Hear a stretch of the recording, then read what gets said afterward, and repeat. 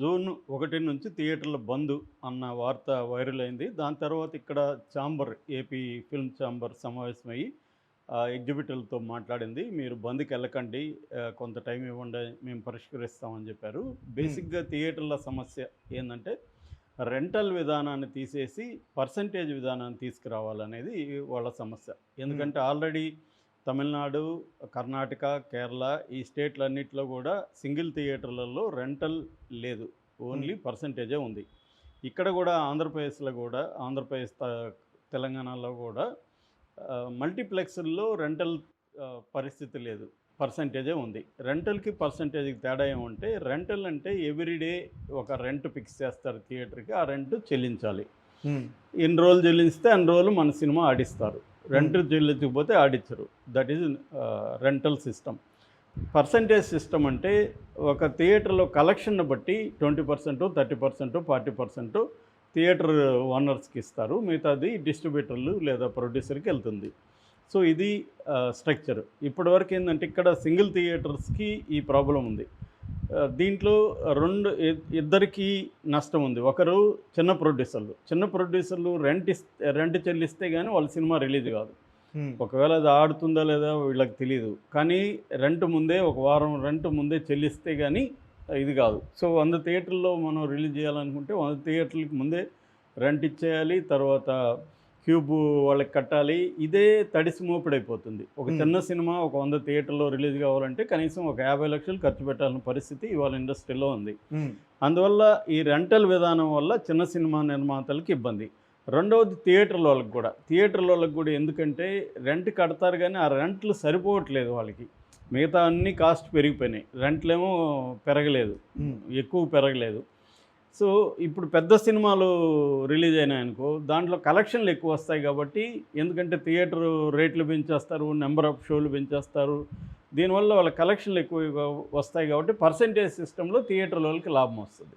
అంటే బ్యాలెన్స్ అవుతుంది అనమాట. కొన్ని చోట్ల నష్టం వచ్చినప్పుడు కొన్ని చోట్ల లాభం వస్తుంది. అది బ్యాలెన్స్ అవుతుంది. సో ఇది వాళ్ళ డిమాండ్. మూడో డిమాండ్ కూడా ఉంది. అదేంటంటే హీరోలు నెంబర్ ఆఫ్ ఫిల్మ్స్ ఎక్కువ చేయండి అనేది వాళ్ళ డిమాండ్. అసలు మీరు ఇవేవి మాకు రెంటల్ అయినా లేకపోతే పర్సంటేజ్ అయినా పర్వాలేదు, మీరు కానీ సంవత్సరానికి ఒక హీరో 2 సినిమాలు తీస్తే అదే చాలు మాకని కూడా చాలామంది చెప్తున్నారు. ఎందుకంటే ఇప్పుడు పాన్ ఇండియా వచ్చేసి ప్రతి హీరో కూడా 2 ఏళ్ళు 3 ఏళ్ళు పట్టిపోతుంది ఒక సినిమా రావడానికి. అందువల్ల వాళ్ళకి ఫీడింగ్ లేదు. చిన్న సినిమాలకి జనం రావట్లేదు. అందువల్ల థియేటర్లు ఏంటంటే మూసేయాల్సిన పరిస్థితి ఏర్పడింది. దానికంటే రియల్ ఎస్టేట్కి ఇచ్చేయడము, ఈ షాపింగ్ మాల్స్ లేకపోతే ఫంక్షన్ హాల్స్ చేస్తే వాళ్ళకి బెటర్గా ఉంటుంది. అవును. సో థియేటర్స్ అన్నిటిని కూడా ఈ ఫంక్షన్ హాల్స్ కింద మార్చేస్తున్నారు యాక్చువల్గా. అందుకని ఈ మోనోపల్లి వల్లనే బతుకుతున్నాయి. ఒక్కొక్కరు 100 థియేటర్లు 50 థియేటర్లు లీజుకి తీసుకొని వాళ్ళు నడపగలుగుతున్నారు. సింగిల్ థియేటర్ ఓనరు నడిపే పరిస్థితి వాళ్ళు లేదు. సో ఇది కాంటెక్స్ట్ అనమాట. ఈ కాంటెక్స్ట్లో వాళ్ళు ఏంటంటే జూన్లో సినిమాలు వరుసగా ఉన్నాయి. కుబేరా ఉంది, కన్నప్ప ఉంది, హరిహర వీరమల్లు ఉంది. ఈ సినిమాలన్నీ ఉన్నాయి కాబట్టి ఇప్పుడు మనం బంద్ గాని పిలిపిస్తే మనతో చర్చిస్తారు, లేకపోతే మనతో ఎవడు చర్చించట్లేదు అన్న ఒక ఏదో ప్రైవేట్ డిస్కషన్ జరిగింది. అంతేగాని వాళ్ళు ఏమీ నోటీస్ ఇవ్వలేదు, బంద్ పలానా తేదీని బంద్ చెప్పలేదు, ఏం చెప్పలేదు. కానీ ఇది ఎట్లా లీక్ అయిపోయి మీడియాలో పెద్ద ఎత్తున బంద్ అని వచ్చేసింది. దాంతో పవన్ కళ్యాణ్ కోపం వచ్చింది. నా సినిమా జూన్ 12 రిలీజ్ అవుతా ఉంటే ఇప్పుడు మీరు థియేటర్ బంద్ పిలిపిస్తారా అని చెప్పి కందుల దుర్గేష్కి చెప్పాడు. కందుల దుర్గేష్ ఇమీడియట్గా దీని మీద హోమ్ సెక్రటరీ ఎంక్వైరీ చేసి దీని వెనక ఎవరున్నారు అంటే ఇదంతా కుట్ర అనే పద్ధతిలో పవన్ కళ్యాణ్ మాట్లాడాడు. నా సినిమాని ఆపడానికి కుట్ర. ఇంకొక కుట్ర తీరు ఏంటంటే దిల్ రాజుకి మైత్రి మూవీ మేకర్స్కి ఒక వార్ నడుస్తుంది. కోల్డ్ వార్ అనేది నడుస్తుంది. Cold war. ఎందుకంటే మైత్రి మూవీ మేకర్స్ డిస్ట్రిబ్యూషన్లకు కూడా వచ్చారు. సలారు ఈ సినిమాల తర్వాత వాళ్ళు డిస్ట్రిబ్యూషన్లకు వచ్చారు. కొన్ని థియేటర్లు కూడా వాళ్ళు తీసుకుంటున్నారు. ఎందుకంటే ఎప్పుడైతే డిస్ట్రిబ్యూషన్కి వస్తారో థియేటర్ల ప్రాబ్లం డిస్ట్రిబ్యూటర్లకు వస్తుంది. అందుకని థియేటర్లు కూడా మన కంట్రోల్లో ఉండాలనుకుంటారు. అందుకనే దిల్ రాజు అయినా, అల్లు అరవింద్ అయినా, సురేష్ అయినా, ఏషియన్ సునీల్ అయినా వీళ్ళంతా థియేటర్లు ఎందుకు పెట్టుకున్నారంటే మన కంట్రోల్లో థియేటర్ లేకపోతే మన సినిమాలకు ఇబ్బంది అనేది వీళ్ళు అర్థమైంది.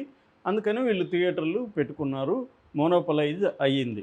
ఈ మోనోపలైజ్ గురించి కూడా నేను గతంలో కూడా విశ్లేషించాను. ఇండియాలోనే అన్ని రకాల ఇండస్ట్రీలు కూడా మోనోపలి వల్లనే బతుకుతున్నాయి.